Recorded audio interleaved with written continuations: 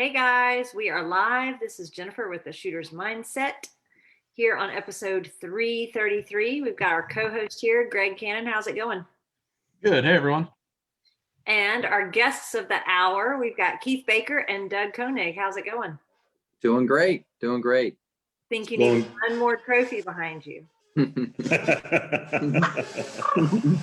Yeah, that's a lifetime there. Keith's phone is already going off. Is that Matt? It is not Matt yet, but you give it 5 minutes, it'll go off 4 more times before I have to mute it, I'm sure. Yeah, you might have to mute it. Yeah. Well, we'll get started with Keith. You've been on the show before, but for those that maybe didn't see that episode or don't know you, how did you get into the shooting sports and into the industry? So I started in the shooting sports early. I started shooting competitive archery at a national level when I was like 5-6 years old. My dad shot. I got into it then. Went to small bore. Went to bullseye pistol for years. Then on into a little more of the hunting side of things and kind of went away from it and raced cars and fished competitively for a number of years.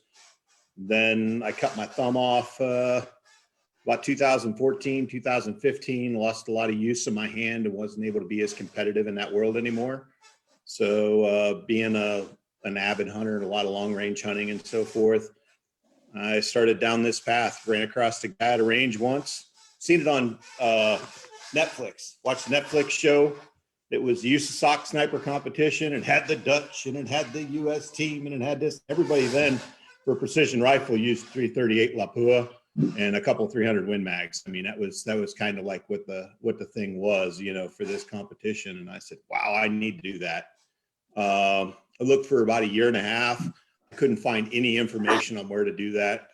And I ran across one of the early heavy competitive shooters, Dave Ostrowski, early on.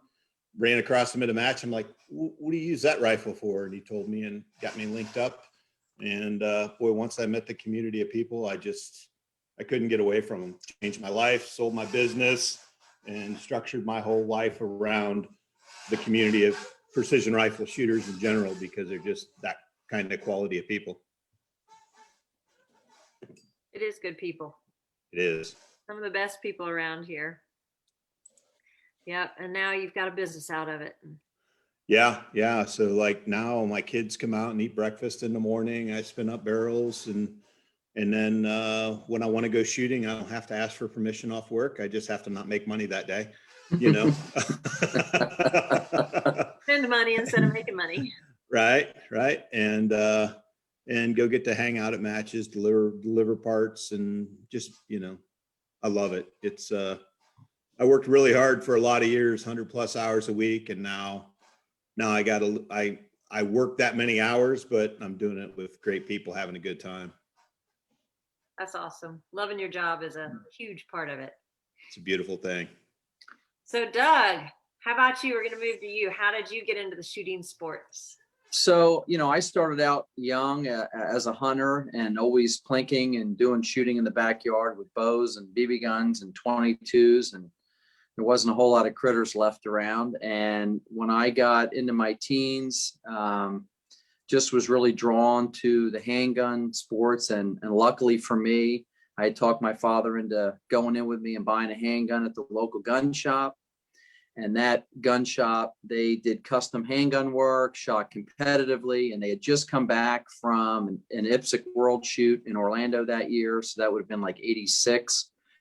And they were showing me the course of fire and all the stuff that they were doing, all the running and gunning and, you know, jumping out of cars and climbing walls and doing reloads and all this stuff. And I was 17 years old at the time. And I was just like, I got to do this. This is just, you know, sounds like way too much fun. So, you know, they invited me to a local match, gave me some gear, a holster, magazine pouches, and took me to my first match in northern New Jersey in March of '86. And it was about 16 degrees out and snowing, and I had the time of my life.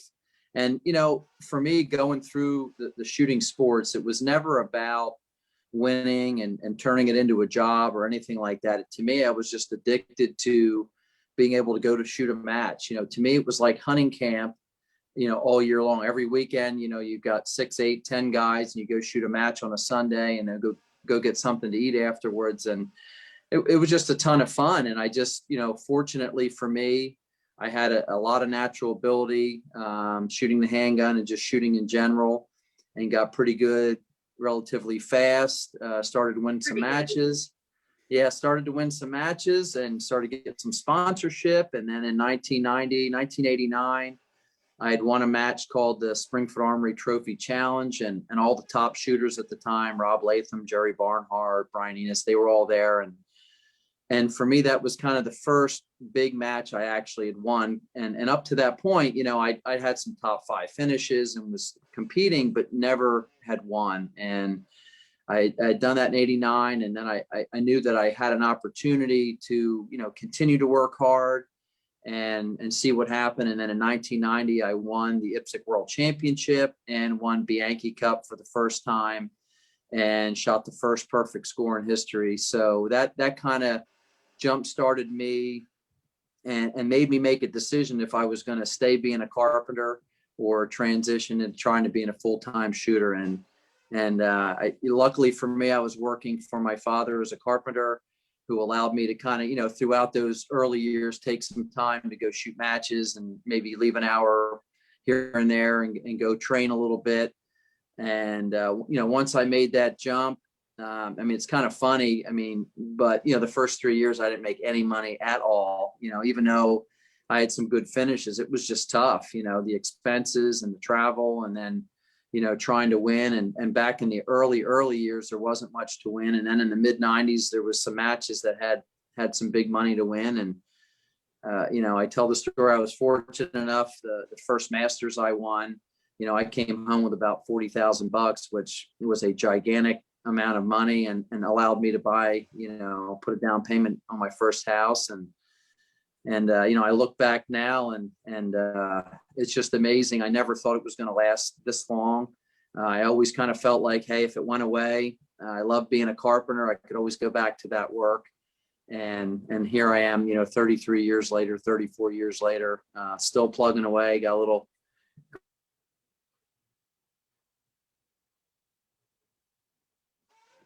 You froze.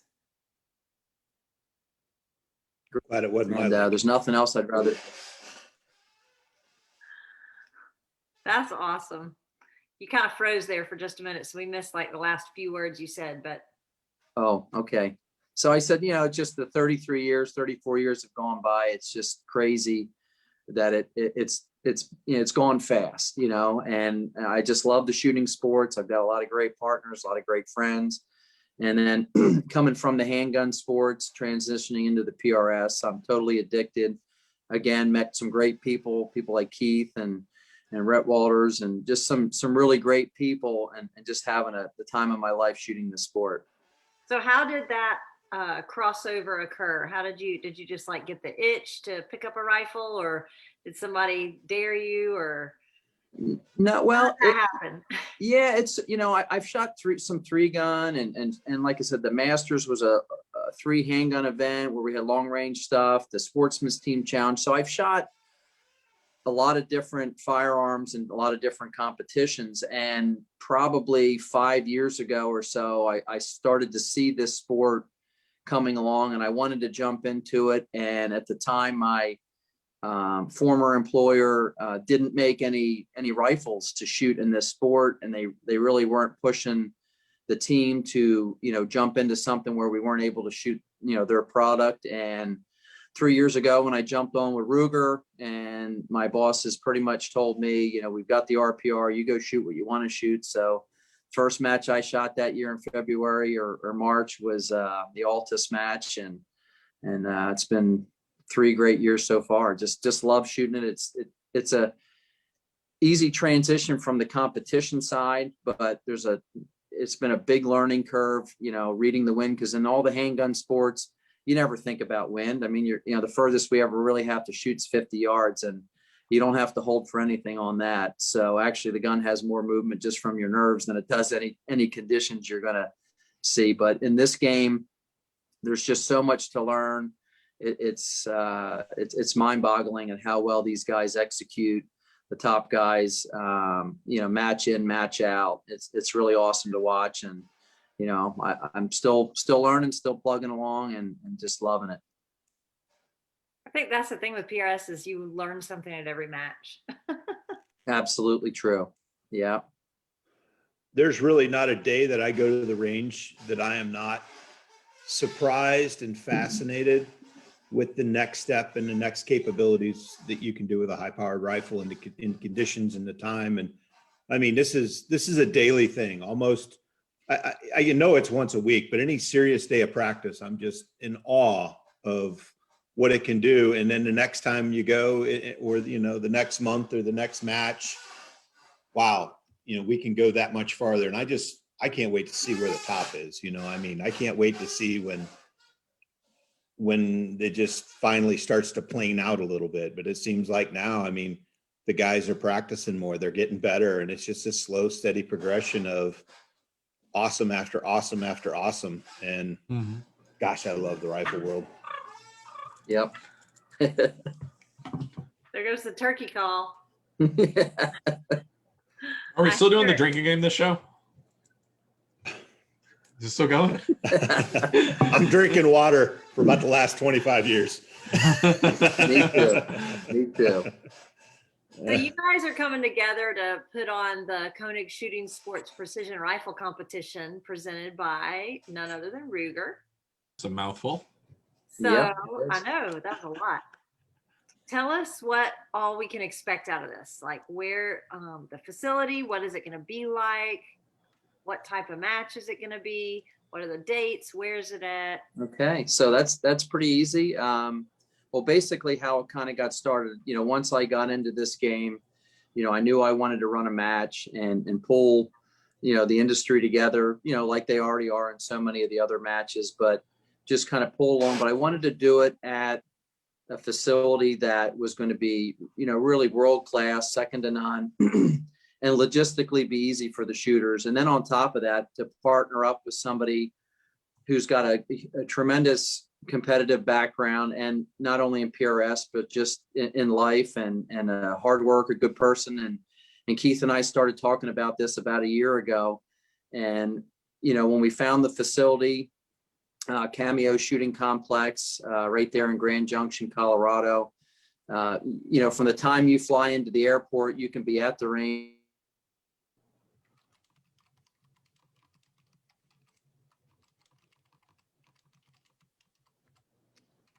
I've ever been to in the world that is as accommodating and easy to get in and out of, and the ability for the shooters, to not have to drive 2 hours to get to the range from the hotel or a place to eat, place to stay. So that's really cool.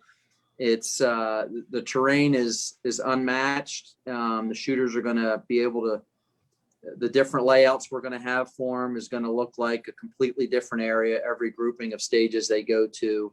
And the facility is just awesome. And I'll let kind of Keith jump in on more of the match itself, kind of what we came up with. Yeah. So Doug, you cut out for just a minute. Your Wi-Fi signal cut out there for a second. The only part we missed was, like, if you fly into Grand Junction, you hit the ground, and I'm telling you, we were standing on the property in 12 minutes. Damn. It was, and right. We were on that. It's crazy.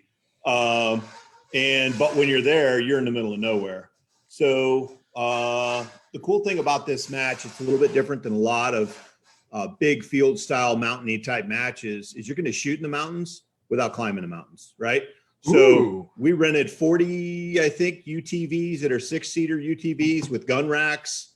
And so when you go to this match, our zero range day, we're going to have a couple bays. This is all pretty well locked down. But we're going to have a couple bays where you can shoot 100, 200 yards and then shoot up a mountainside at, I believe it's a 28-degree angle up to 600 yards effective, I think, on that range. And then if somebody decides to do the tune-up day, we're going to have another isolated range, unless something throws a wrench into this, but that I don't believe that's going to be the case, where part of the reason we have to charge a fee on day 2 is because we got to rent those UTVs for a third day then, right? but we'll get you up to the next area. And then we're going to have targets all the way from 100 yards out to 2,000 yards with flashers on just about everything. So you can get real life data at 6,000 feet and realize that BR is going to hit that 2,000 yard target, right? I mean, so no having to like go out to land in the middle of nowhere and traipse through Right. Greg Moore and find a rock 1,500 yards away. Right. Well, Matt Steiner could take his little man Prius, as my daughter calls it, and drive it right to the range, because it's hardtop Route 70, going across all of Colorado to the front door. Right. And then you drive, 800 yards to the front of the facility. And then, of course, the match is spread out over, I think it's about two and a half miles of terrain where our driving area is. So we're going to have it broke up into different areas. We've got an area that we're probably going to use. It's never really been used for that type of an area. Look, we're pretty sure we're going to use the Sporting Clays course, which is going to give us a really cool canyon view and some just really, really neat areas. And so that's going to be a section of 4 to 5 stages. Then we're going to come around. It's about a 1.5 mile ride on the UTV to your next set of 4 to 5 stages. And then we're going to have a completely different view of the big wall and how the winds are or whatever. And those stages are all going to run through there. Then you're going to take that group and then you'll move to the next step, and you're coming from a different angle. This is going to allow us to use, over 120 degree field of fire, from almost every stage on almost every shot, right? If we want to, have you shoot a field of fire of 120 to 100, 140, 150 degrees, many of our stages, you can do that without being in an unsafe situation by the way we're able to lay out these pods. So we don't have this straight firing line, and it's going to be a real field style match. The goal is, I don't want you to shoot off a 2x4 or a piece of pipe the entire match, right? I want you to go to this match and you're going to shoot off of rocks. There's crazy rock formations here. So, I've got one rock that's belled out. It's just like laying the inside of a pipe, right? I mean, it's just it's about 3 foot wide, and it's like a big culvert pipe. It's a slight downhill angle. We're going to put you in there and have you shoot to the right and to the left, just like if you were shooting through a set of pipes and it's between 2 giant boulders. I don't want to overstructure and tell you how you have to do. Hey, you have to have your gun on this piece of tape or anything like that. There may be a few stages where we have to do that to try and get you into locations, but we just want you to go out and have a good time. I want every shot that you make to be like you're on an out west hunting hunting trip, right? Doug does a lot of hunting trips for his TV show and so forth. And I've been out west hunting a number of times, and I just love to hunt. And I want every shot to be like, man, you're just sitting here and you're just waiting for this elk to walk by, or, you're waiting for this mule deer to start quartering up the side of this mountain. And then, have a shot here, a shot in front, and a shot on over. And we're going to have, about 4 different pods like this around the property that's going to expand over a couple miles, but each area is only going to be a few hundred yards long, right? So you're going to take your UTVs to there and you're just going to shoot those couple of stages, just like, not like K&M, but, you're going to have an area where you're pretty much flat ground and less than a minimal walk, to each stage, 100 feet, 200 feet, maybe 50 yards ish, but, and you'll just work that little section. Then you'll cycle through those and you'll go to the next section.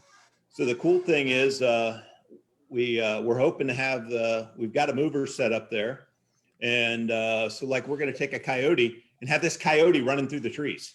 All right. These cedar trees are laying out there.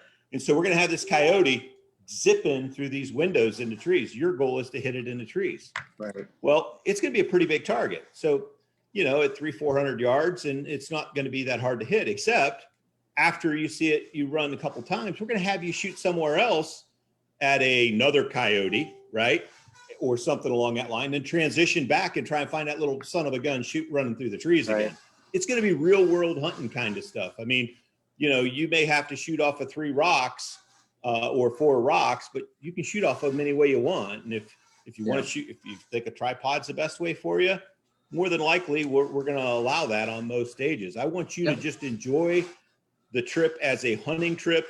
And every stage, we like animal targets. Doug and I just ordered an immense amount of targets, and realistically, we've got coyotes, bobcats, raccoons, big rabbits, mountain goats, bear, mule deer, bison. You know, we want it to be pigs. I think the whole key to this is we want this to be a unique field style match where it's going to have the flavor of the West. You know, there's going to be a lot of natural props, but there may be some things that are really conducive to that area that may surprise you. And, you know, I think with Keith and I, really, because we love to hunt, we wanted it to be basically really a hunting theme, so to speak, but really still be a really good test and follow the PRS type of, you know, format, you know, stages and stuff like that. And just really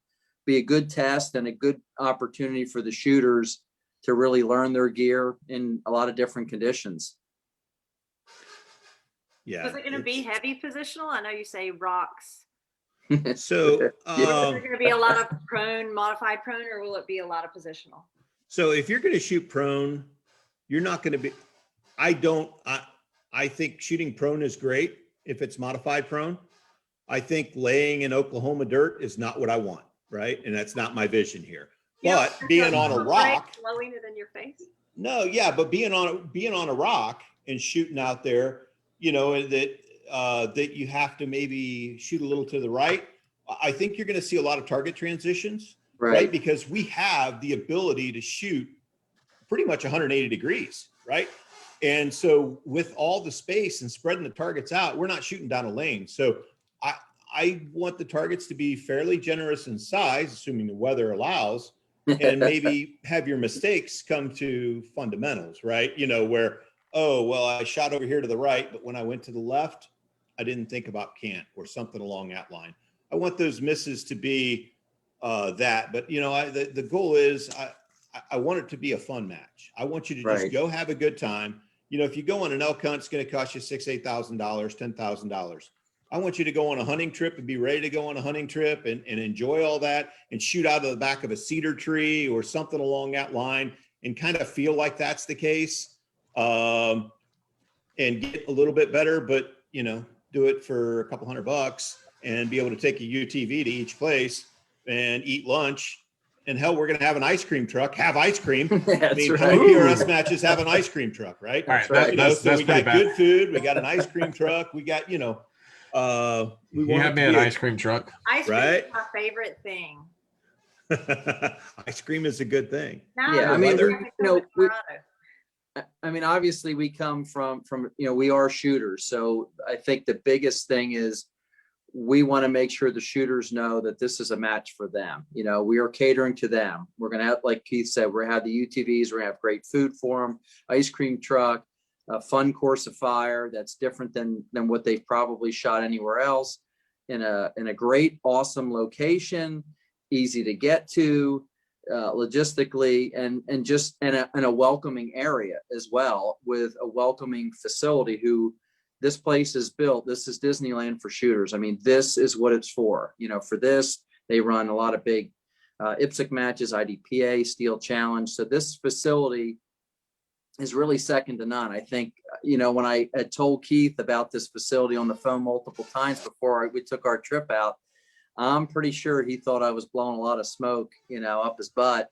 And when we got there, the look on his face was just like, wow, like this is everything you said it was. So I think the shooters are going to feel the same way. And that's what it's all about. We want to create an awesome experience for the shooters, for the sponsors.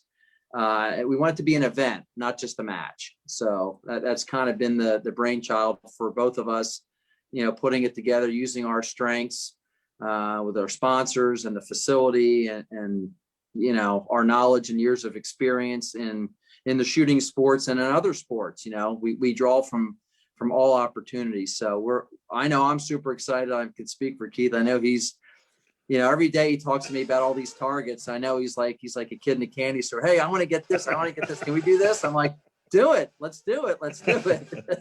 Right. Doug, we're going to make no money. We're going to lose money, but we're going to have a great time, and the sponsors are going to be happy, and the shooters are going to have a great time. And that's kind of the goal, right? You know what I mean? Goal.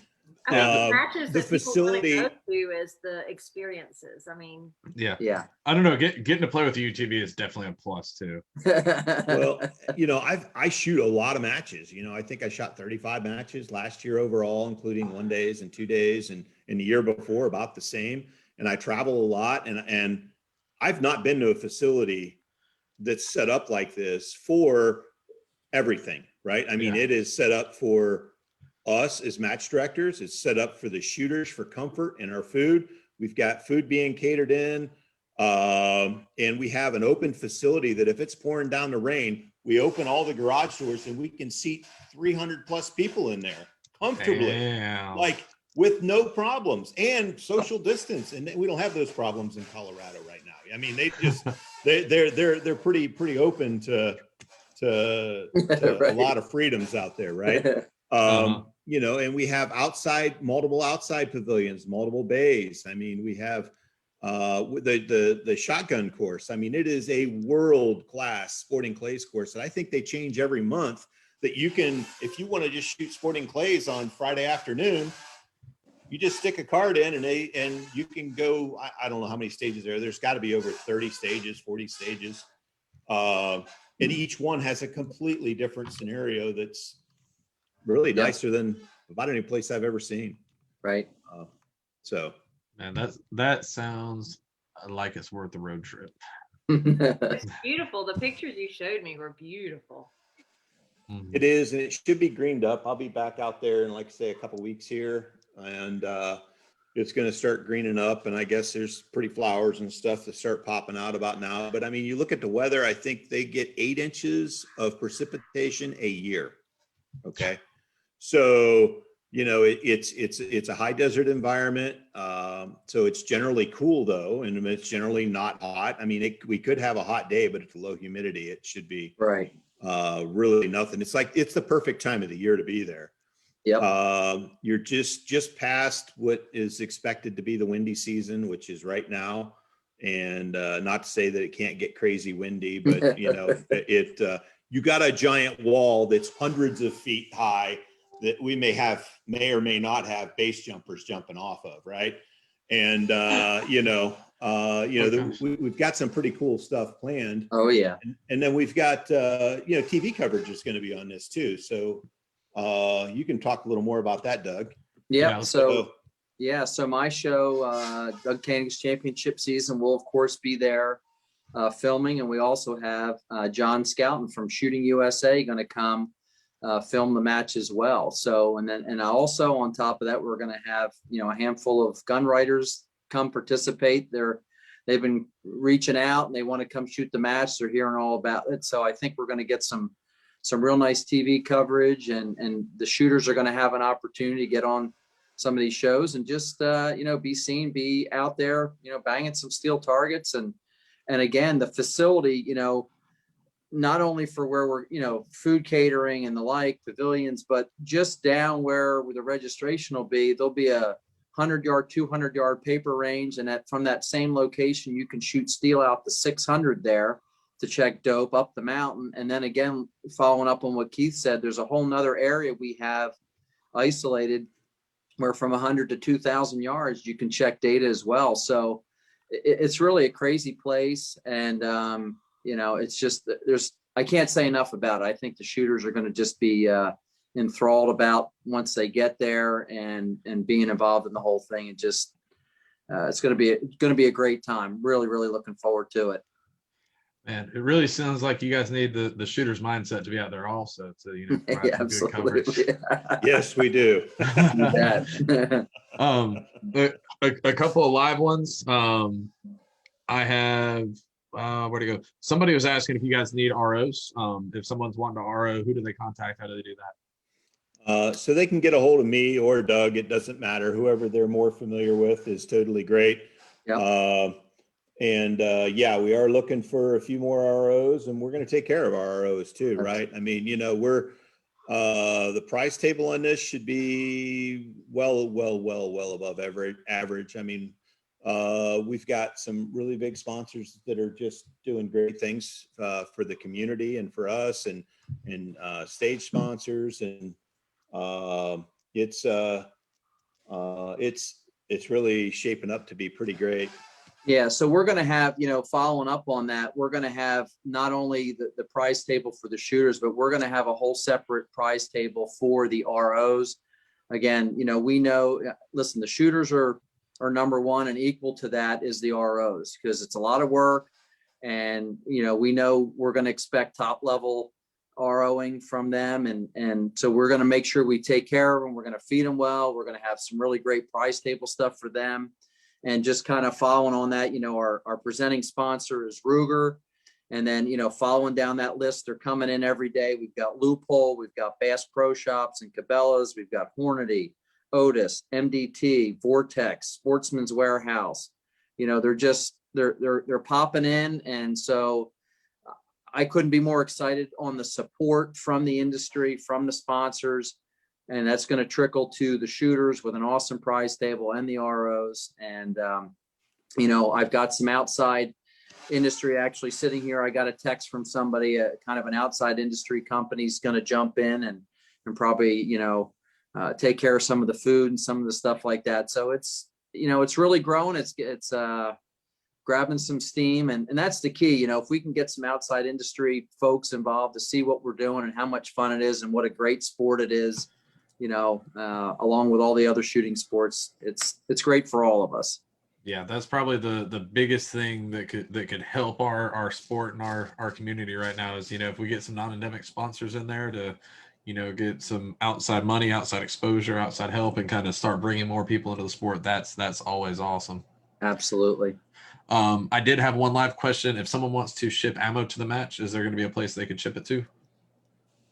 Yes, they can ship it right to the Cameo Shooting Complex. We will post that. I'll put that address up on Facebook, and they can ship it there, and just put Koenig PRC, in care of that, and put their name also, on it. So that way, I've already talked to the facility. Sponsors are sending prize table stuff there already, and the competitors can ship ammo there. They will store the ammo for us. So that's a whole nother avenue for us. Awesome. Yeah, and Walt will lock it up in the vault, and next year you're going to be able to mail your rifles out there too. That's the right. goal is he's going to have a post office address inside the vault, so you can mail it to yourself in the vault. So then when you get there, you open your package. Okay, That's right. So that's so awesome. Yeah. So I mean, it's we're looking at this for the long term, and this facility and Walt out there has been really, really helpful to us. And it's the facility to allow this to grow into just something, Awesome. a destination match, right? Mhm. The one that if you're going to make the trip or spend the money, that'll be the one, Yeah. We all can't have an MDT van with a Keith Baker to drive our guns to matches for us. Yep. Right? Yeah. So that's a challenge, right? I mean, I know a lot of shooters, have that question if they haven't flown, if they've pretty much been just driving to matches, and, kind of, I'll just reference it, the good and the bad of the creation of TSA after 9/11, back in the early days, and Keith will probably attest to this, every airline, every airport you went to, it was a different criteria. Everything was up in the air. You had no clue what you were going to run into. And now with the way travel is and with TSA, you're going to show up, you're going to tell the airline, you're going to check your your rifle in. They're going to take you to TSA. They're going to open your case, make sure, they check it out. They're going to lock it in front of you, and they're going to take it. And it's really that simple. It's super easy. They allow you 11 pounds of ammunition, so again, I think sometimes it might be easier to ship it ahead of time. That's pretty much what I do in all of my events anymore. I get the ammo done ahead of time, whether it's pistol or rifle. I ship it ahead of time, and typically just fly with the guns and gear, and that way I don't have to hassle with both. And the ammunition weighs a lot anyway. So yeah, it's really no big deal. And how about what do you think there, Keith, your experience? Yeah, so I fly with a gun a lot, and I was pretty intimidated the first time, and I would tell everybody, don't be, okay? Like right now, I think Southwest has $49 flights if you want to, from Atlanta, from Cleveland, from Pittsburgh, from, uh, I think it was from Dallas, and, main hubs all around the country Mhm. for the next couple weeks right now for this weekend, right? And I think 89.97 is, I seen somebody bought a round trip ticket. Now they decided to go into Denver because Denver's a little bigger Southwest hub than so you've got Denver, that's about a 4-hour drive, but you're driving right through probably the prettiest 4 hours anywhere in the United States. Absolutely. Where you're going right through from Denver through Aspen and just Vale and just that whole just beautiful. Yeah, Glenwood Canyon. Yeah, I mean, it's just, gosh, it's worth the trip just to make that drive. Right. And that's a pretty much a $49 flight right now for a lot of guys into Montrose or into there. Montrose has been a little more if you go Southwest, and then I think you've got United and American and all that goes right into Grand Junction. Right in Delta, yeah, and Delta. So as far as flying, I'll tell you how I fly to a match is most places. I like Southwest because they always allow me, there's no oversized luggage fee for a rifle. Okay. So you can pretty much take your rifle, put up to 50 pounds of gear in that rifle case, which now that our rifles are getting heavier, kind of limits that a little bit. So how I fly is the rifle and a bipod. You're right. Yeah. So for my matches, yeah, let's say I buy $100 ticket to the match. So I will take all my gear, and I will take my Pelican case is a little bit lighter than a Patriot case, but I'd find the lightest gun case that's going to protect my equipment well. So I go ahead and put my rifle in there. I remove my bolt. I never leave the bolt in the rifle whenever I fly. The bolt always comes out and is packed somewhere else in that gun case. So if something does get jarred, you don't break a bolt handle off, because you'll see that on occasion. Okay. Never fly with a bolt in a rifle if it's a bolt action firearm. Okay. Pro tip. So aside from that, then I basically load that case to 49.8, right? Whatever I can get in there, just under 50 pounds, as much ammo as I can get in there. And I'll generally take the bipod off. And then I have a big duffel bag. Went to REI, bought $100, biggest, lightest duffel bag I could buy that had rollers on it. And then I load that with pretty much all my clothes. I'll throw the rest of my ammunition in there. So some of these rifles, they say 11-pound ammunition. Some of my rifles, if I fly with enough rounds, I have more than 11 pounds of ammunition, and it's real nice if I put it in 2 different bags. Okay. And I've asked TSA people about that before, and I get both answers. So you never ask about it when you're flying with a rifle. You put as much as you can in here, and you put as much as you can in there. And I use the regular, is it MTM, the little blue and green pistol boxes. I use 50 round or 100 round boxes. They say the packaging needs to be as manufactured. Well, if you're hand loading, you are the manufacturer, right? So as long as you're putting it in those cases, you're good. Now, you need to tape them closed. So just take your shooter's painter's tape that you use for your deal, make one wrap around it each direction so you don't have to worry about it coming open. You don't put loose rounds in like a burger box and think that's acceptable, right? Everything needs to be individually divided, but don't put it in your ammo novel. Yes, yeah, right. I know someone that had all of their ammo taken because it was in their ammo novel. Right. So I've never had any issues if you follow some very basic rules, right? If you fly first class, you can go up 75 pounds. You put all your stuff in one box and it's good, right? But I fly cheap because, I'm cheap. But, I take my little MDM box or MKM box and fill it up, and I put a wrap of tape around there. And then, so that's how I put my ammo. And I just throw it in the bottom of my suitcase as well, zip it up. I put my bipod in there. I put all my magazines in there. And that's really about it. Now I take my backpack that I wear at the match. I wear that as my carry-on bag, and I take my game changer and or my solo sack, right? My sandbags. If I don't have enough weight, if I don't make weight the one way for my check bag, I'll take and throw those heavy things, because they're 7 pounds a piece, in my backpack and carry it on the plane, right? Then I'm still under my 50 pounds if you don't go first class. And the only downside is every time you go through to get checked in, they're going to inspect them and make sure there's not human remains in them. So they swab them. They think you're looking for explosives, but realistically, what I've been told is they're actually making sure you didn't bring back antiester ground up into a bag. Okay. Because that's apparently illegal as hell, or they charge a lot of money for it and they want your money. So, and really that's about it. I mean, I just put even my carry pistol, I just throw it in my other bag, and then my backpack, I put all the heavy things that, like my sandbags, and then the rest of my clothes. And I go with no extra bag charges almost all the time on Southwest, carrying all my gear for 3-4 days at a match. If you go first class, it doesn't really matter where you go, because they give you 75 pounds, and then they don't charge you the overage fee or the oversized luggage fee on that either for some of the gun cases. If you're Mil Leo, you don't get charged. Active Mil Leo, I think you're pretty good there. And a lot of airlines overlook the oversize, but it just depends on, I know a lot of people fly Delta and they never say a word about it, or American, right? Yeah. So that's it.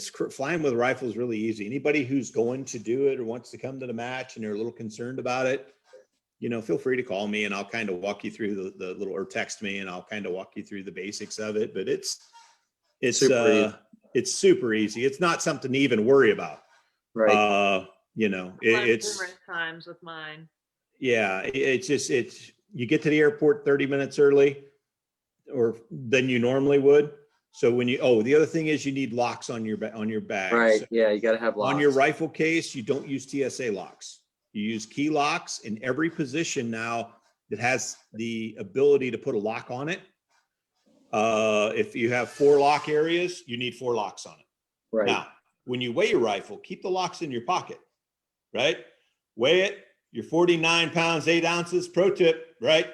Yep, it'll be good. You put your little card in there. If it gets lost, then you lock it. Now you're 51 pounds, but doesn't matter, because once it goes to TSA, they don't care. All you do is hang out for 10 minutes to make sure that they don't need to inspect it, and they don't call your name, and then go ahead and go through security and jump on the plane, and it's done. I mean, right.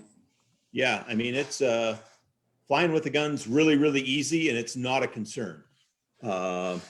As they say, gamers gonna game, sometimes even at TSA.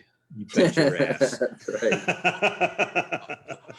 Also, guys, take my shooting bags out and I have them in a separate bin. Last time they were like, "You don't have to take things out of your backpack," and I was like, "Yes, I do." And they're like, "No, you don't have to take it out." And I'm like, "I'm telling you, you're gonna want to play with it."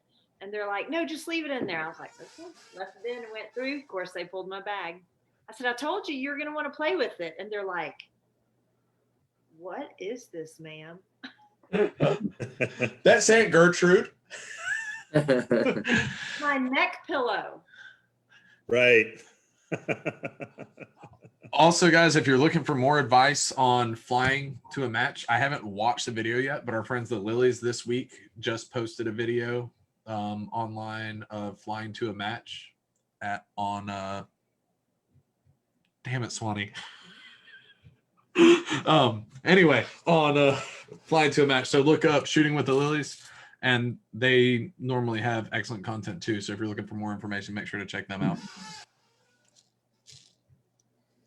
All right. I looked through the comments, and yes, Jeremy Swanee, 3 times running, the best steak I've ever had. And every time I go to a range, every time I go to an away match, I look for the best steak I can possibly buy at any cost. And each time it's been Jeremy Swanee's personal made steak that I've not been able to pay him for because he's a nice guy. So thank you.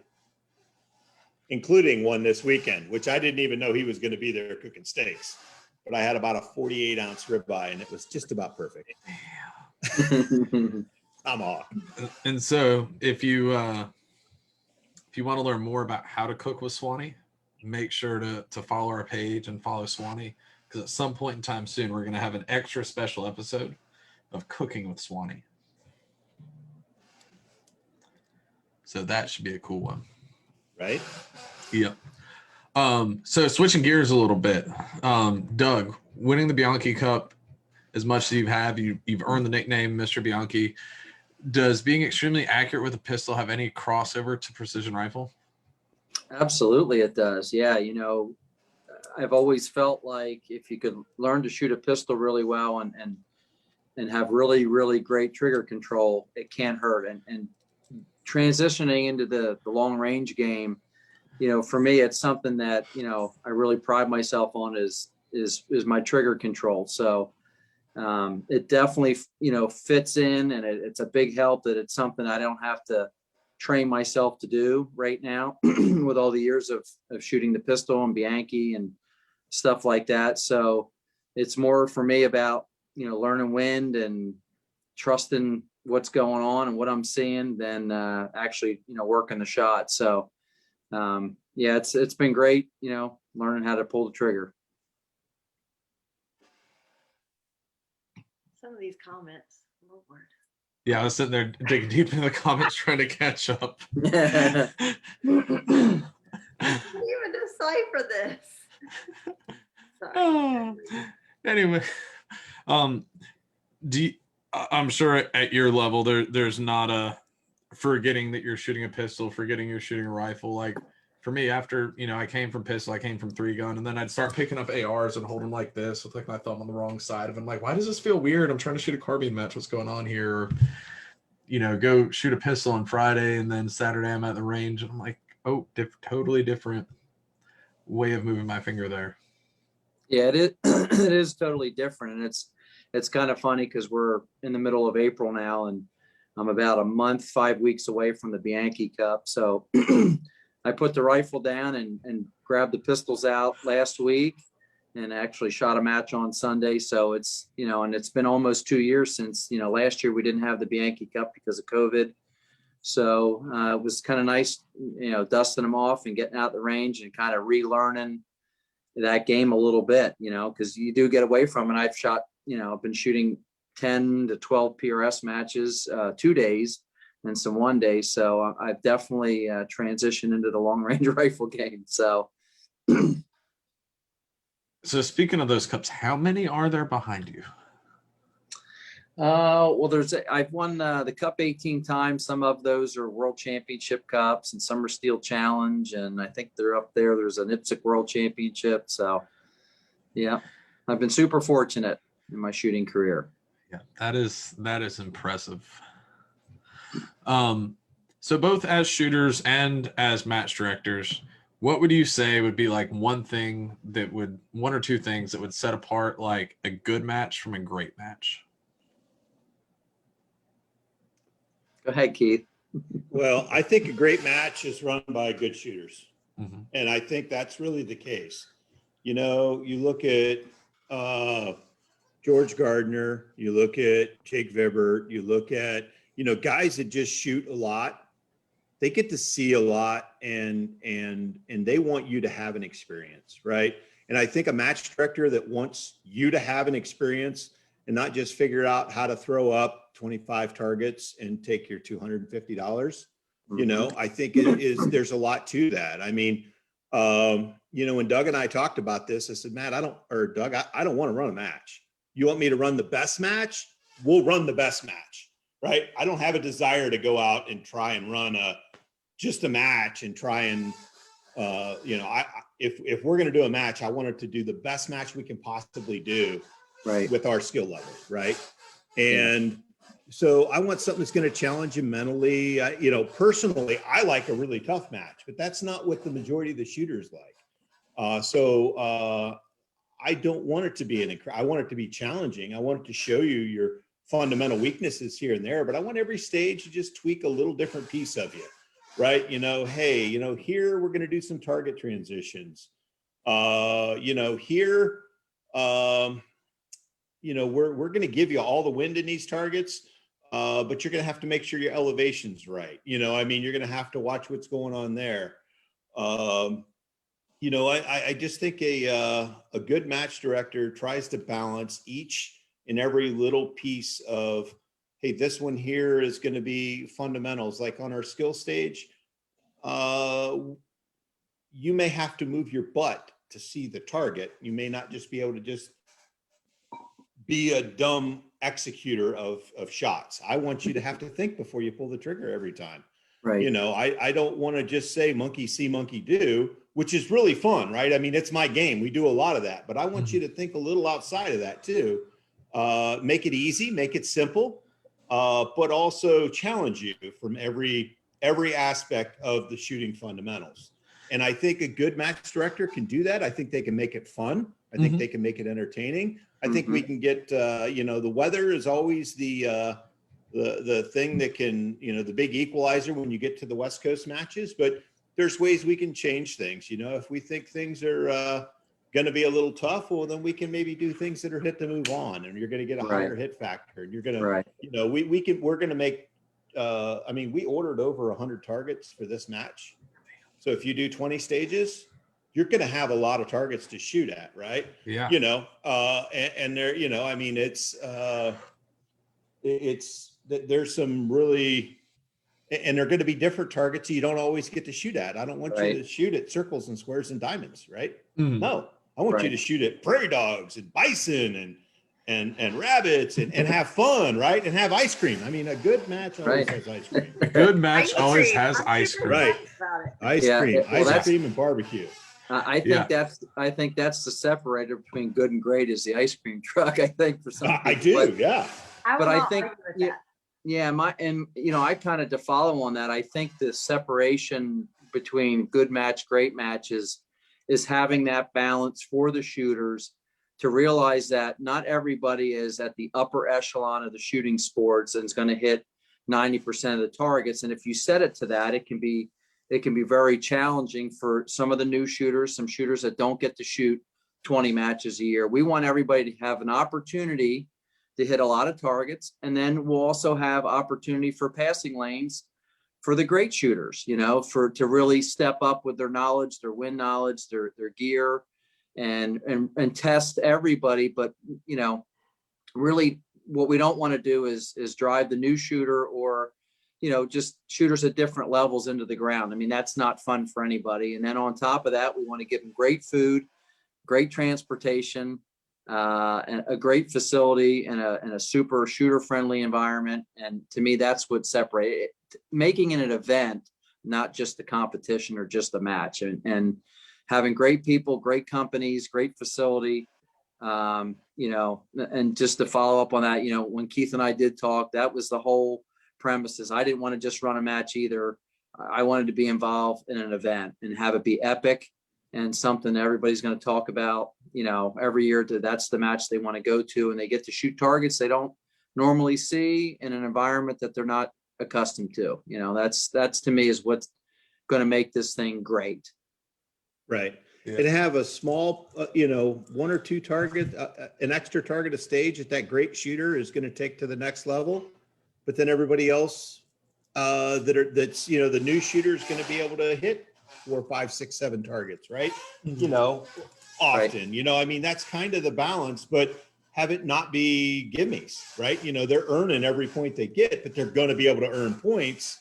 Yeah. At least as best as you can balance that, right? Right. Yeah, I don't want them to be able to go to a stage and say, oh, I can just kind of cruise on this and shoot an 8 or 9 or a 10. We want them to at least realize they're going to have to pay attention to shoot a decent score. It's not going to be a gimme, but we're not going to make it impossible, you know, or make it just so tough or gimmicky or position gimmicky to where, you know, it's not fun. You know, we're going to make it realistic, challenge, you know, and an opportunity to hit a lot of targets, because that's what we all like to do, is hit a lot of targets. Yeah. I'm going to kind of agree with you guys on this one, like a lot. So those are two things, you know, I am far from a great shooter, very, very far from a great shooter. But sometimes there's matches that I've shot that are just kind of, you know, obviously the people that are winning the match or shooting a lot better than me, but there's nothing that's.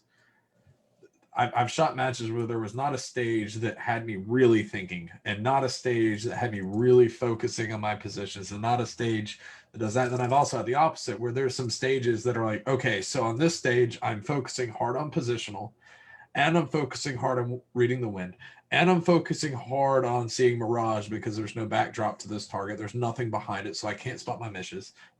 And I'm focusing hard on the fact that I have to hit a 2-inch target at 600 yards before I can make any other shots. Right. And it's good to have that balance of somewhere in the middle. Like, I love a stage where I come off the stage and I'm like, wow, that stage was truly a challenge of my position. Or sometimes, maybe two things, like, wow, that was like positional and I had to try and find the targets, or I had to remember, well, I don't remember anything. So I have my dope novel on the side of my rifle with a whole map and arrows and shit, so I remember what to do. But it's great when you have those stages that do have that you could tell the match director went and said, I'm going to make them think on this one, or I'm going to make them hunt for targets on that one. But when you have every single possible thing that could be a challenge all thrown into one stage, I mean, I've walked off of a stage and had people that have won multiple 2-day matches, and then like little old peasant me over here, and everybody in between just like, wow, like F this stage. And like the one dude that got lucky and managed to hit that little target was just like, oh yeah, guys, that was great. What you talking about? Right. Surprised they survived the weekend after that. Well, back on the whole event thing.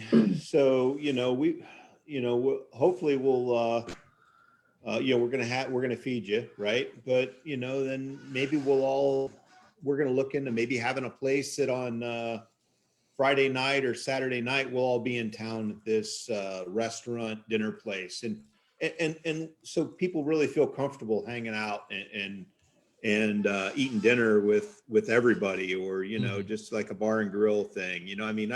I don't know that that's going to work out exactly, but that's a goal of this. It's just where everybody feels like they're here to have a good time and be Right. part of an event that only happens once a year. Yeah. Yeah. Yes. There's only one problem with this match. It's a destination match, and you need to make a destination every year. No, that's Or not the two. problem. That's not the problem. I have a child graduating high school that weekend. That's the only bad thing. Oh. So what That's we a looked tough at one. is we looked at the CRS schedule, and we were like, okay, where is nobody having a match this weekend, and the weather going to be great? It's not as important as my schedule, Keith. You did not. I know. You're not the only one with the graduation thing. I heard 7 people who are not coming because of graduation. Hey, listen, I've met your kid. It's still not a guarantee. He's graduating. He's a good one. Lord have mercy. That's I'm funny. not telling you said that. Please do. So we always get questions about equipment. So can y'all tell us about your setups and what all you shoot? Sure. Yeah, I'll start that one off. It's pretty simple. I'm shooting Ruger Custom Shop RPR. We launched that late last year. I've got a Loophole Mark V with a PR2 reticle, shooting Hornady 110A tips, and right out of the box, I'm getting 5-6 inches at 1,000 yards. So it's a fantastic setup. It fits in the production rules and category, and to me, out of the box, it's definitely a fantastic rifle combination, and you can hit a lot of targets. And I honestly tell everybody, I haven't missed a target because of my equipment. It's because of the dumb shit I've done, forgetting to write on my dope card, forgetting to dial my dope, me too. all sorts of stuff. I still make, dumb mistakes, and that's just all part of it. But, the equipment's there. It'll hit everything out there. And I'm super fortunate to be shooting for Ruger and had involvement on that new rifle. With some input, we've got Trigger Tech trigger and an APA brake. We got the barricade stop that comes with it, mounted on the front of the action there. And it's an awesome rifle. It's 26-inch stainless barrel. 1 in 7 twists. So it's everything. I think, for sure, it's a platform set up. The whole mindset there is to allure the new shooter that he can, go buy this rifle, put his loophole scope on, put a quality optic on, and take some great ammunition and go shoot and hit a lot of targets. You don't have to spend a ton of money to get started.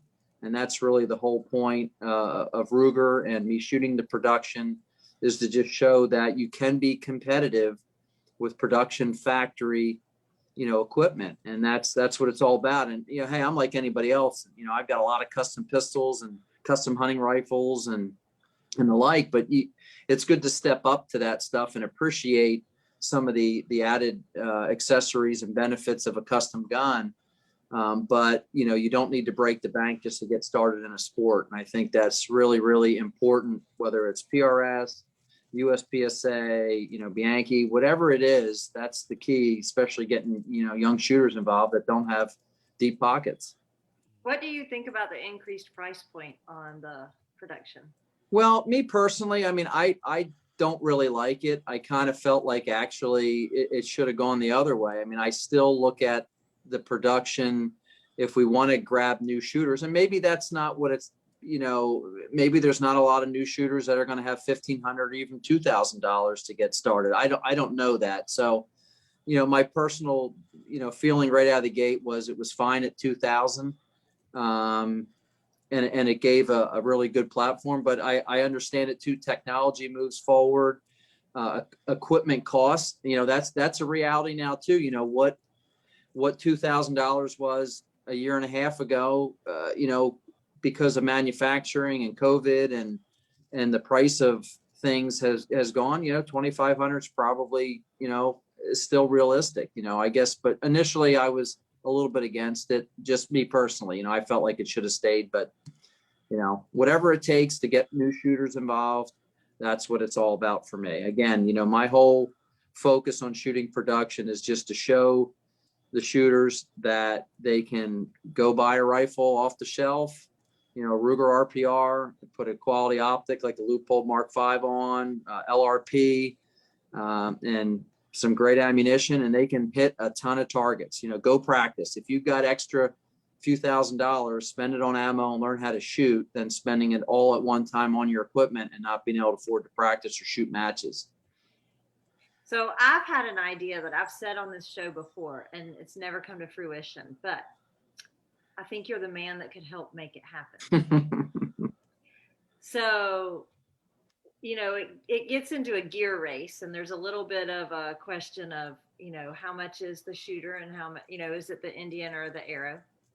So I said, I thought it'd be really cool if we took some of the top shooters, like 10 of them, and have a match where they have 10 brand new RPRs, new out of the box, 10 cases of factory ammo, and have a match so that it takes all the variables out of different cartridges, different equipment, and give them all the same playing field, the same gun, and see how they shoot.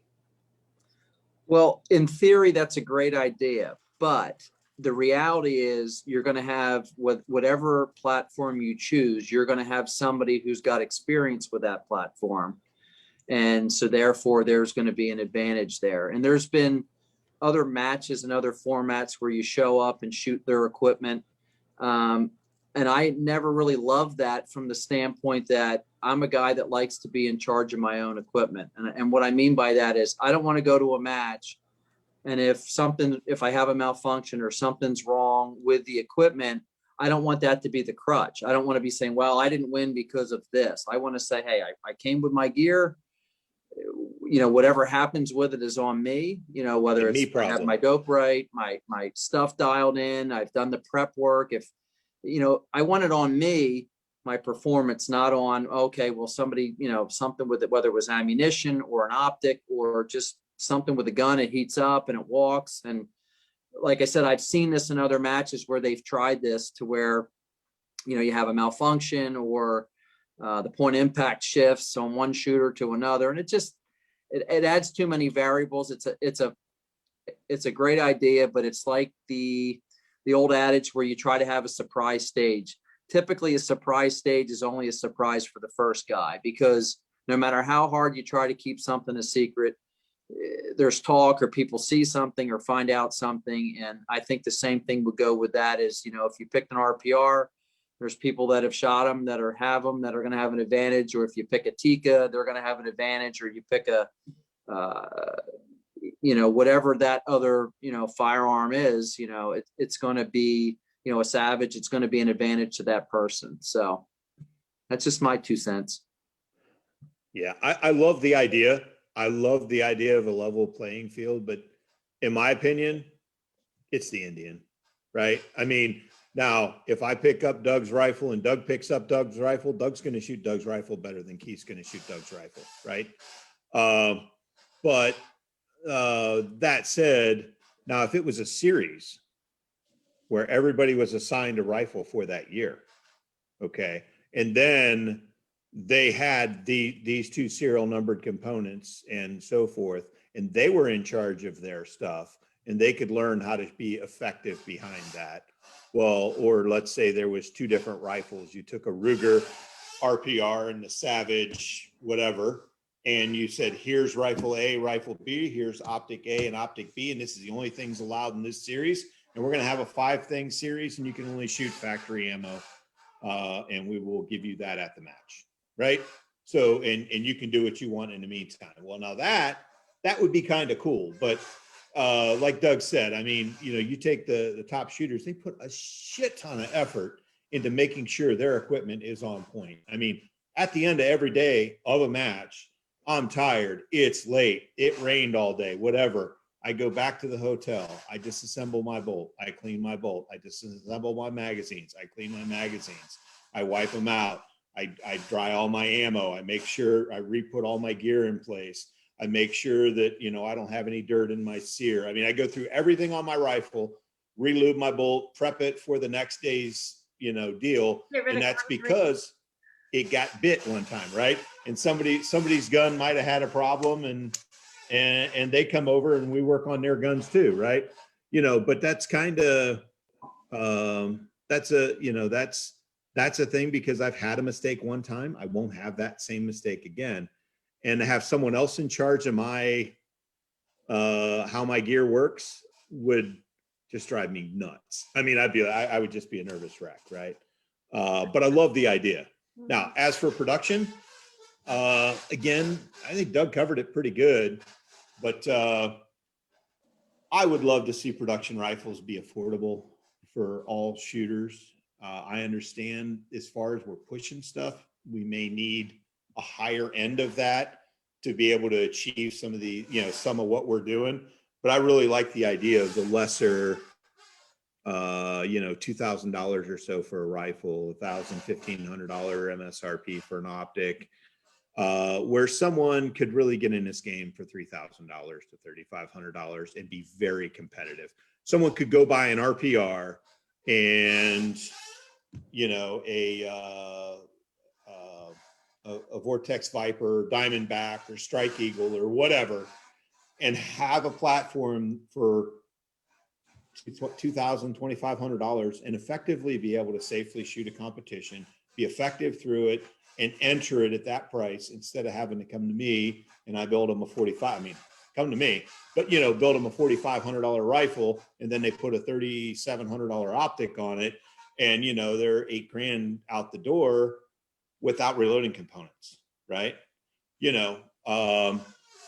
So or tripod or shooting bags or yeah. On the other hand, gosh, I mean, you look at how fast technology is moving now. It's moving because of us, right? I mean, the bullets right now are the best they've ever been, and they are changing so fast. It's insane. And why is that? Because we have the ability to measure things now. We have rifles that are more accurate, but we're pushing those limitations now. We have powder scales that are measuring exactly like they're supposed to. We have we have the bullets that are so consistent that now how your rifle's chamber is coming into play, right? And the quality of the barrel is coming into play. All these extra factors we can start seeing the differences. Whereas 15 years ago, there was bigger variables than the smallest pieces to the puzzle, and they weighed more. So it's kind of cool. So I'd like to see production be a little less, and maybe there be a middle class. But on the other hand, gosh, we seem to be doing pretty good. So, you know, the whole sport itself is growing, and it's growing in a good direction. So what do I know? I'll keep building open guns. Yeah, So- well, so open guns makes me think, like, you know, if you think USPSA, you got you know, you got your production, you got your limited, and you have your open, and you could literally shoot, you know, let's just say a Glock 17L in all of those, but you know what you have done to the gun is drastically different in between each division.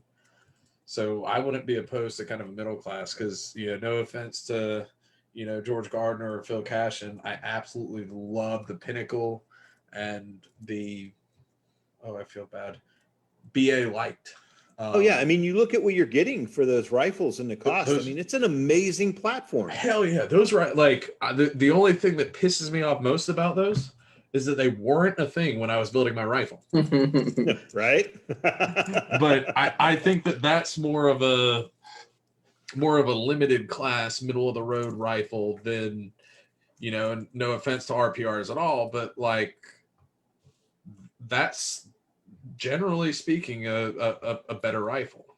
It's going to be a little bit more consistent than, you know, an out of the box bone stock RPR.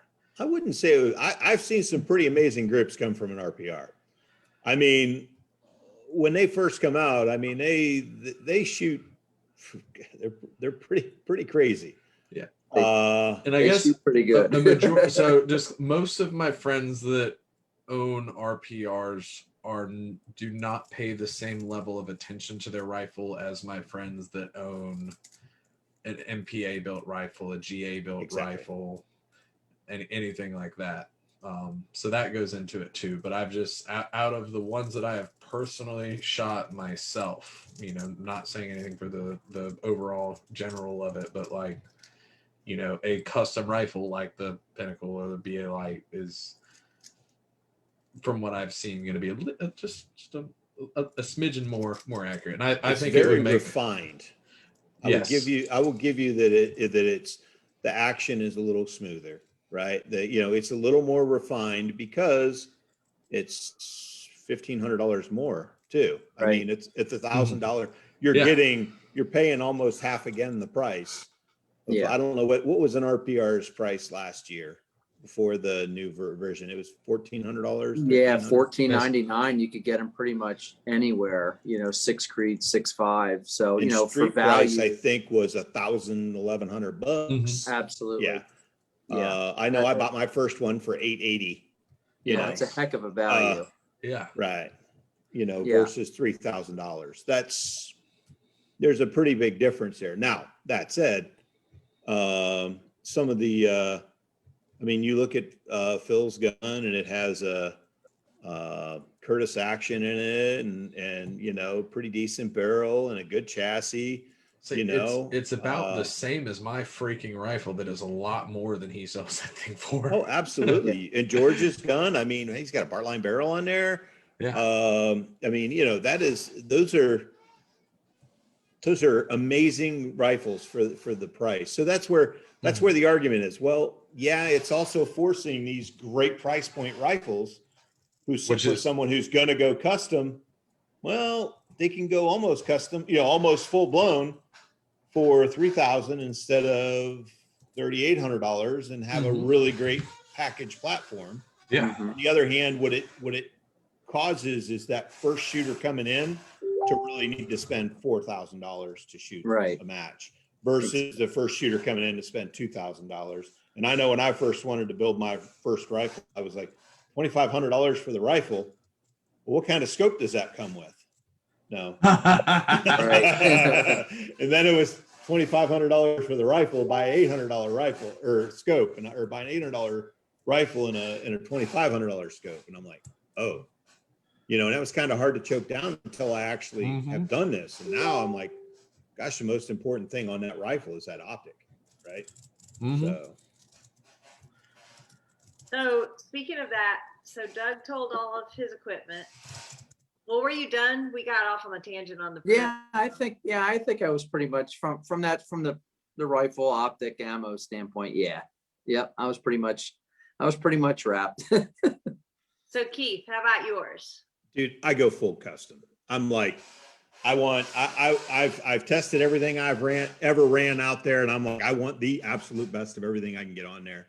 So my rifle is a Lone Peak Action. I use the MDT ACC chassis.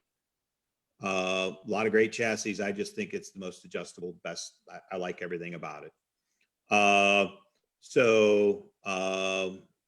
run Hawkhill barrels. I mean, Bricks and Sean, if you don't know them, they're about the greatest people you'll ever meet on this planet. And I think Bricks has been the only guy to lap those barrels for the last 8 years. So pretty much every barrel's come out of there has been touched by that little bearded guy. And, you know, the best part about that is he cares about his work, right? And Sean is just super sharp. And the quality control that comes out of there comes down to, you know, just 2 or 3 people that care about their job, right? So every rifle, every barrel I get out of there I've never had one that doesn't shoot to my standard, which is pretty high, a lot higher than it needs to be. I run Bix and Andy triggers. I use the APA Gen 3 Fat Bastard.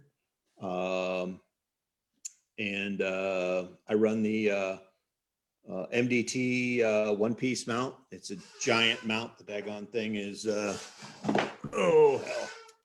I think the surface area on it is longer than most rails. So, I mean, that thing is 5-6 inches, you know, front to back. It's just, you know, completely bulletproof. And of course I use the Vortex Gen 2 razor because it weighs 48 ounces and I can pop the thing out of an airplane and it's probably still going to work. And if I do and it doesn't, I get a new one in about a week by mailing it back. And it, you burn it down in a house fire, you pick up the pieces and you call Vortex and you send it to them and they're still going to get you one in a week, you know?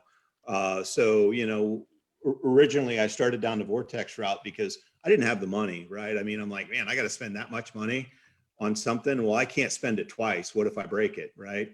Well, that VIP warranty is something that matters to me. It mattered to me in the fishing world. I mean, you buy a $500 fishing rod and you step on it, that's a problem, right? Well, you buy a $500 fishing rod and you step on it, or you step on 3 or 4, as long as you have the pieces, you mail it back and you get the new one within 3 days, right? And if you buy once, cry once, right? So I use the Gen 2 razor, 7C reticle. And then I've gone to the 6BR this year because I'm out of powder, right? You know, I've been a dasher guy forever. And this year I switched down to the BR and it's really worked well for me. You know, it's only a little bit of powder, you know, but it could at the end of the year make an extra 2 or 3 matches that I can shoot because I'm really that low on powder right now. So I've gone to the BR and I'm loving it. I mean, my guns are shooting as good or better than they ever did with the dasher, and I like the less recoil. I mean, I see a difference running that bullet at 2850 versus 2900 to 2950. I mean, it's noticeable in what I see downrange. So I'm pretty happy with that. I use Lapua brass and Burger bullets, and the 105 hybrid's just been kind of a magic bullet for me. So I think that's it. I use the MDT mags. I use a couple different mags. I use whatever works best in my combination, or I use some AW mags if I got to shoot off a big flat rock or something like that. But you know, but then I use the MDT 12 round little BR mags and they work good. I love my combination. I don't see myself changing it. I will always shoot a BR variant. So, except in the hunter matches. So you can't do that there. Yeah. So I had somebody messaging me before, and they want to know, how do you like the animal stage from this last weekend? Did I like the animal stage from Nate's match up in Michigan? Awesome. So I am not a fan of Kim's games and all that stuff in a PRS match, right? Typically, I like a very straightforward match. It makes you think. Mhm. That's the first Kim's game or flip the target over thing where you had multiple options that I thought was pretty fair, right? I would say most people probably hated it because it was very difficult. That's what I heard. You know, So what was but the stage? okay, so what he had is he had 3 targets out there at, say, I'm going to guess 550, and then 3 targets at 720 or 600 yards. Okay.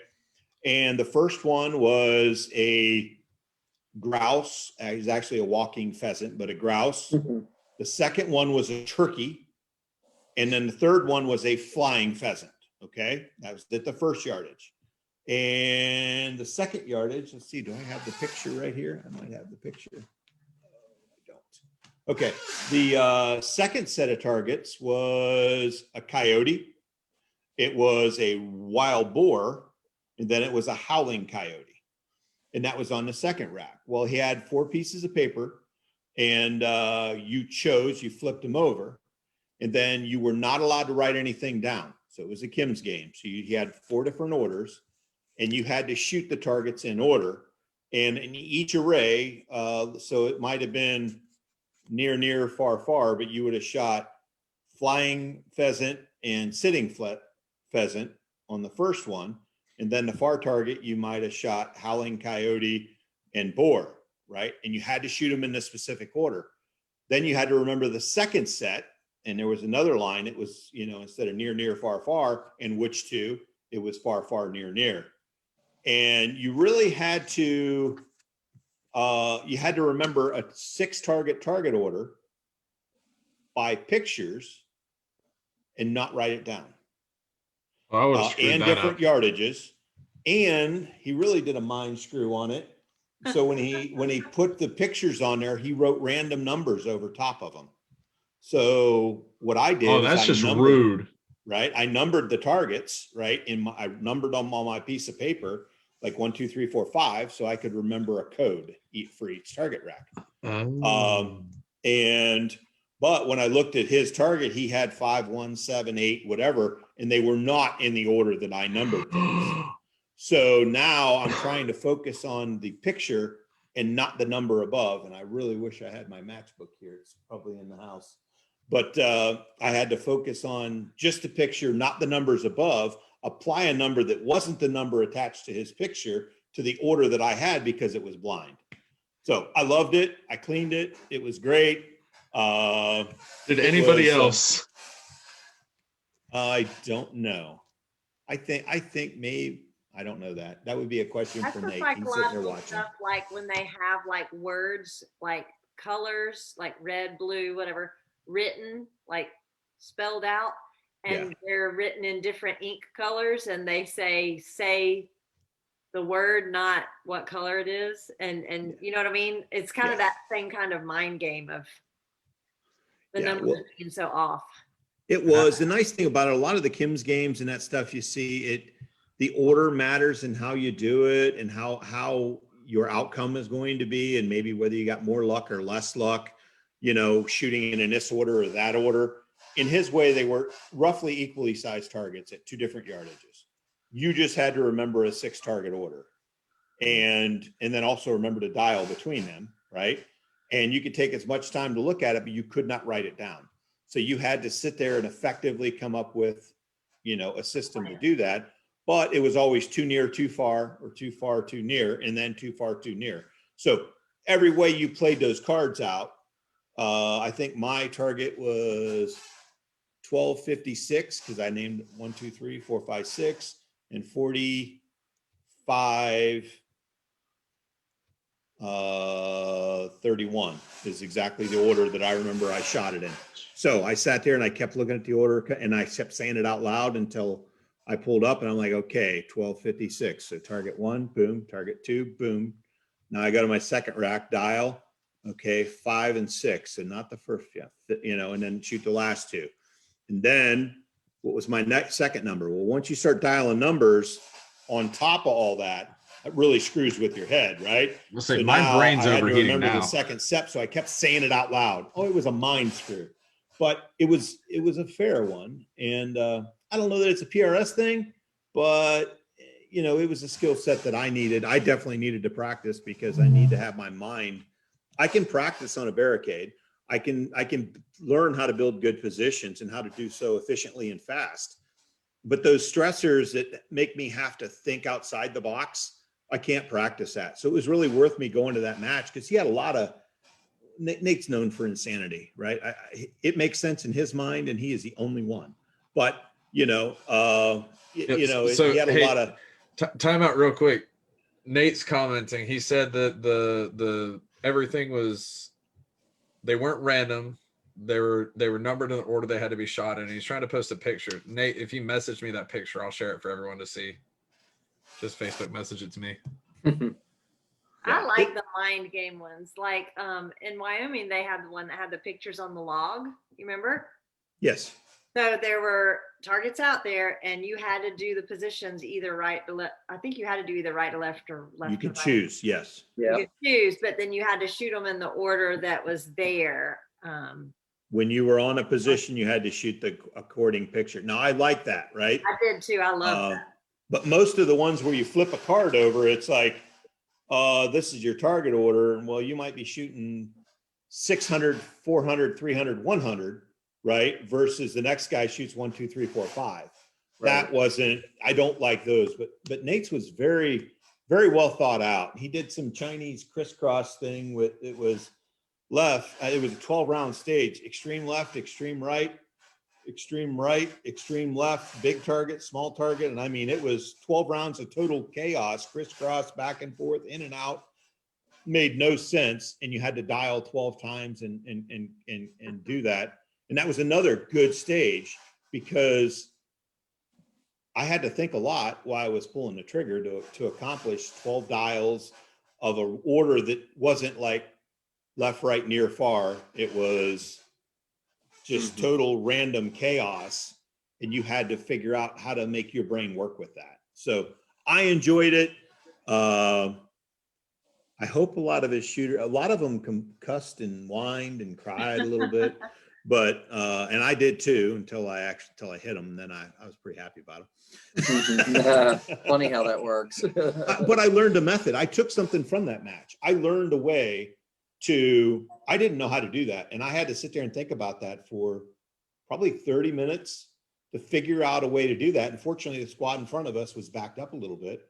So I had to come up with a system to remember that and do that again. And now sometime I'll see that in another match, and I have a proven system to apply those numbers and make that happen and make it twice as easy. So I kind of thank him for that, because someday that's going to make a difference to me.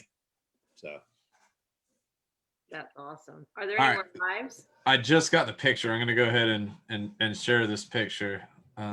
Yeah. Where share screen, Facebook, share. So this is what Nate sent me. Keith, if you want to kind of explain what's going on here. You know what? Let me go grab the actual card that has the, give me 1 second here. I'll grab the actual card. So that was what he showed you, the order you had to shoot, right? Which that makes pretty good sense. But give me 1 minute. One Mississippi. 2 Mississippi. How long does it take Keith to run? It's going to take him a little bit. Hey, look, here's a picture of the actual card. There you go. Perfect.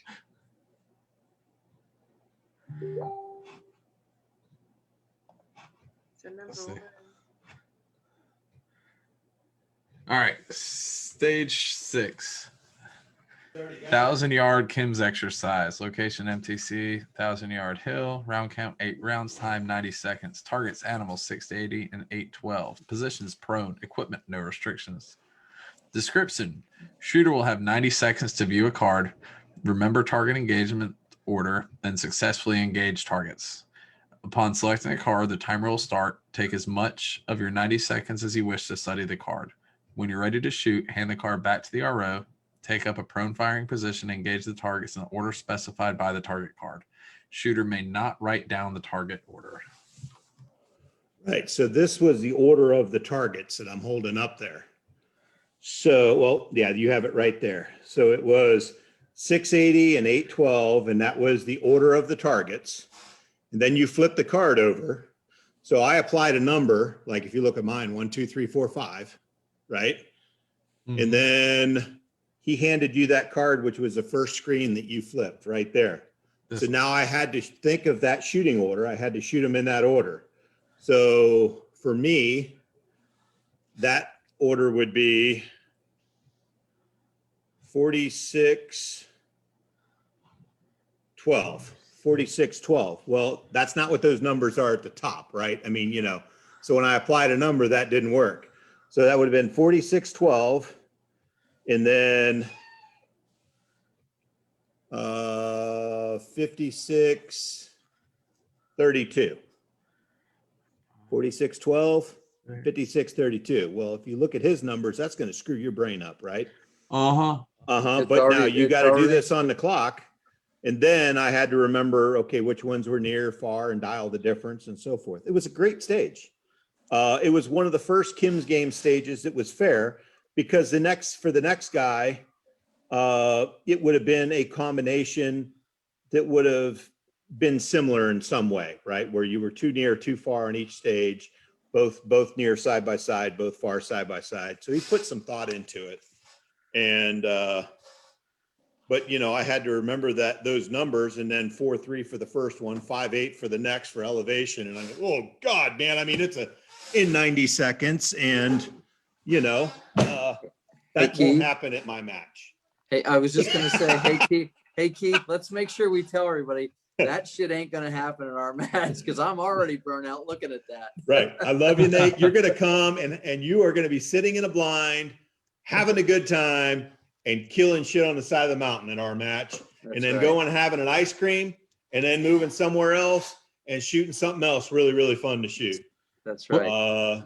What flavor ice cream you're going to be doing is about, how, when are we serving the beer and the barbecue, right? That's right. So, yeah. Is it a soft serve ice cream or hard scooped? Oh, it's, do you want drumsticks? Do you want ice cream sandwiches? Or do you want, yeah. Definitely. It's a freezer on a UTV. Nice. So, right? That's right. So, yeah. Nate said stop with the ice. What's that? Ice cream's the way to my heart. Oh yeah, I'm a dilly bar guy. No sugar added dilly bar. I can almost justify it. Nate said stop with the ice cream. Lisa's going to make him do this at the Great Lakes. Well, it would have froze this weekend. I mean, yeah. So ice cream's good. Everybody likes ice cream. Ice cream and ribeyes. I mean, what else is there? Except tofu for a few. Beer.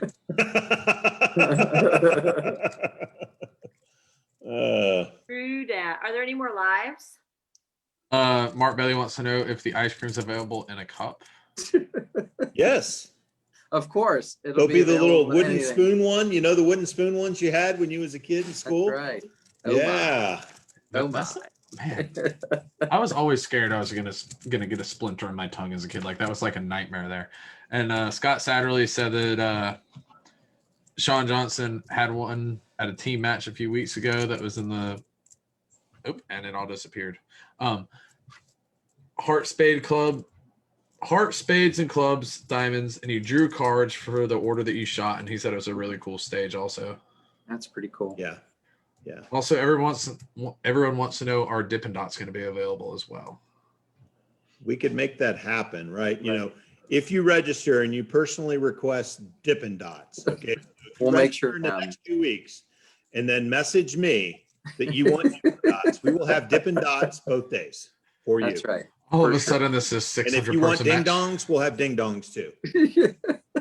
Do I have to email you and say I want ding dongs? Because that's only after you register. That's right.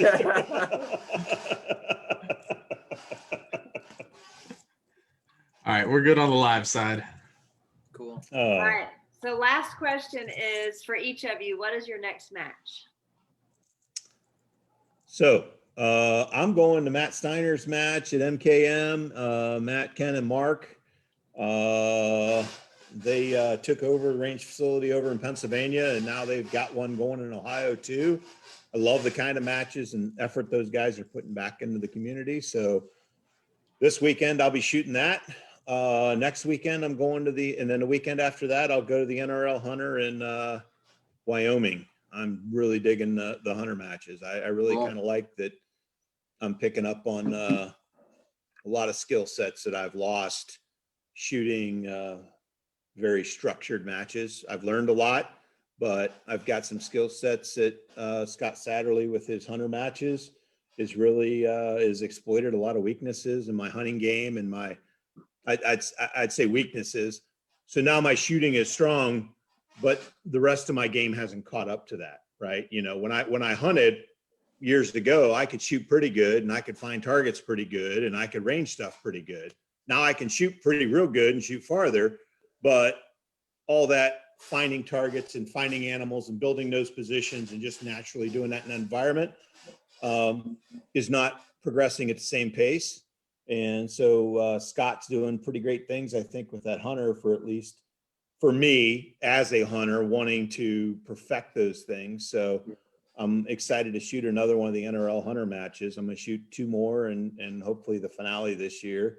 So I'll be shooting all kinds of PRS matches and wish I was shooting our match and because it's going to have just that little different flavor. And then I'm enjoying those hunter matches and, you know, the really light 11 and a half pound gun with actual recoil and power factor. And it's fun. It's given me a little bit to work on and teaching me to be a little less lazy. Mm-hmm. How about you, Doug? So I've got next weekend PSA shootouts, all steel knockdown handgun match, and then still just training, getting ready for the Bianchi Cup, which is in 5 weeks.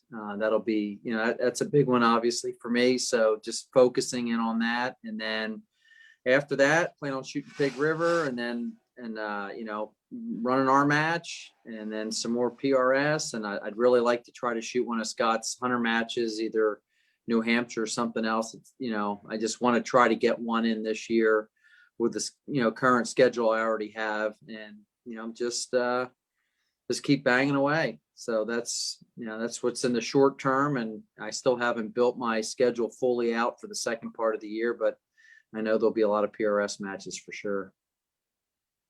That's all awesome. Plus you don't have, nobody has 19 Bianchi Cups. So, you know, Yeah. maybe nobody else has more than 5. It's like that guy that they want to like tie up and hide in the Porta John. Yeah. Right. What was that? You're like that guy that everybody wants to like tie up in the Porta John so you can't come out and compete. Yeah, they thought of some. Does anybody see Doug? Yeah.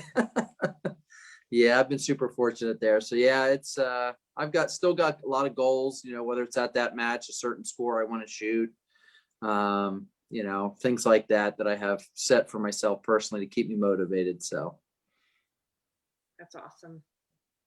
And how about you two? What's the next match for Greg and Jennifer? It's going to be about 30 minutes north of us at the Jarrett Rifles Plantation on Saturday. I'm shooting 223. She's going to be Tack Chick. I am. You gonna give Matt Steiner a run? Maybe. Yeah. Come on, I got you, Matt. Let's say I've seen this girl with the 223. It is nothing to mess with. And then after that, what's that next weekend? Alabama. Oh yeah, Alabama. Alabama's gonna be fun. And then something the weekend after that, and then I get to run my little NRL 22. Yeah. Then So I'm doing the Jackson match and then the Alabama match, and then the following weekend I'm going to take a class from Sean Murphy and Greg Hamilton. So that'll be cool because they're like great guys. Is it going to be a rucking class? You're going to train for Mammoth or those guys are on point, man. Those guys at what they do, they are in a different category and they've really man, they're impressive. And man, I'm jealous of the way they do their ruck matches. It'll be a very They're different very efficient. class. I feel like I'll be able to learn a lot. So I'm excited Yeah. to do that. Yep. Well, she's doing that. I'm shooting. We're having a memorial match for Robert Greatest at GTI down here, so I'll be shooting that weekend. I would love to shoot that at GTI. I've wanted to go shoot that I was going to do it in January, and the world was still a little crazy. Yeah. Yeah, that's one of the matches I want to shoot over the next year and a half. Is I want to get down to GTI and shoot something there. It is super fun. I got an extra bedroom. Holler at me whenever you want to come. I'll do that. Grab dinner or something, because that's right here where we are. Yep. By the Masters, which is finally over. I didn't even notice it this year, to be honest. I was also at work like during all of the hours of the sun, so there's that too. Yeah. Well, I think we can wind this one down, so we will wind down a shout out. So I'll let you start, Greg. All right, I have GSL suppressors, this super awesome rifle muffler right here. And thanks to Classic Jewelry and Loan in Thompson, Georgia, for helping me figure out all that paperwork where I got to pay them all that money, crap like that. Shooters and Sharpshooters of Augusta, our local indoor and outdoor ranges here. PDC Custom, the most beautiful rifle chassis known to man, available in lime green and normal human colors. Shooters World Propellant makes my gun shoot really, really good. A lot better than me, actually. Hunter's HD Gold that helps me catch up my guns a little bit because I can actually see stuff when I'm wearing their glasses. I got like that prescription with the awesome HD Gold yellow lenses in my favorite Oakley frames. So it's just like perfection for me. And then Vortex, because like apparently these things shoot better when you clean them. Yes, dude, that stuff is awesome, is it not? If you don't have this, you've made a mistake. Yep. Yep. That is the truth. How about you, Keith? What shout outs you got? Really just shout out to you guys, right? Thank you for having us on. Shout out to all my sponsors. I got the best sponsors in the business, right? MDT, Vortex, Vix and Andy. APA, Hawk Hill. They're good people. I found great people, and I want to be with those good people for a long time. Lone Peak, and it's more about the people and the community, and that's kind of why I do the game. And I found companies that align with that. So that's, I couldn't imagine being in a different sport where I had to pick my equipment for other reasons, because there's a lot of great equipment, but I can not only pick great equipment and great people, and just find that community. So that's shout out to really everybody that plays this game. Sweet. How about you, Doug? Yeah, same. Shout out to you guys for having us on, and really for all my sponsors. Pretty much follow the same feeling as Keith. I've been in this game for 33, going on 34 years. I've got great partners, great sponsors, that I love working with over the years, have supported me, and more importantly than supporting me, they support the industry. You've got Leupold, and you've got Ruger, and you got Hornady, Bass Pro Shops, and all the other, companies that are, a shout out to them that are jumping into this match, NPRS and all the shooting sports, the NSSF, MDT, Vortex, Sportsman's Warehouse, Cabela's, these companies are all supporting the events, the shooting sports that we all love to do. And, you just got to always remember that, support those companies that support our games. And, I can't thank all the ones enough that have jumped on. And a shout out to the shooters that are already registered for our match. You're going to love it. And hopefully we get, a pile more ready to blast some steel in Colorado. You need to make it an annual thing. So maybe next year. Yeah, I won't have a kid graduating. It is the annual thing. It will be. Yeah. Yeah. And I don't want to forget a big shout out to Cameo Shooting Complex, to Walt and the whole crew there.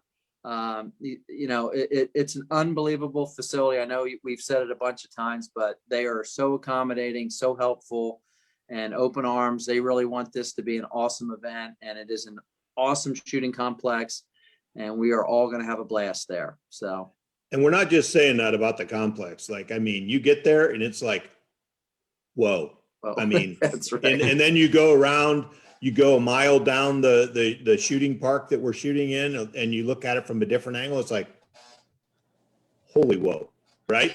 And then you go another mile down through the shooting path, and you're like, this is insane, right? I mean, it's not like anything that I have spent time shooting on very often. I've shot places that would be like neat parts of it, but not to have it all. I mean, Right. it's just Super cool. and then to have it so easily accessible, and then be able to have Wi-Fi and have internet access and have nice weather, and I mean, and not have to drive your car forever or rent a four-wheel Right. drive truck just to make it into the match, right?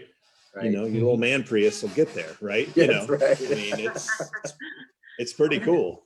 It is. Yep. And so Walt said that he's actually looking forward to hosting the event. And he's booking out lots of other cool events on the LPR bench area at Cameo.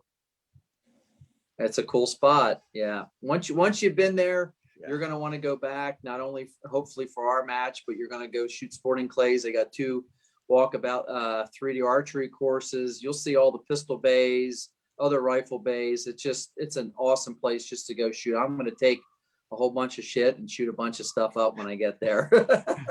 That sounds like a good plan to me. Yeah. Thank you guys for having us. Yeah, thank you guys for coming on. Yeah, no problem. Yeah. So I just want to shout out y'all Thanks, for guys. coming on and spending 2 hours of your night with us. So it's been fun. Has been. You're very welcome. So that will be a wrap for episode 333 of the Shooter's Mindset, and we will see y'all next week.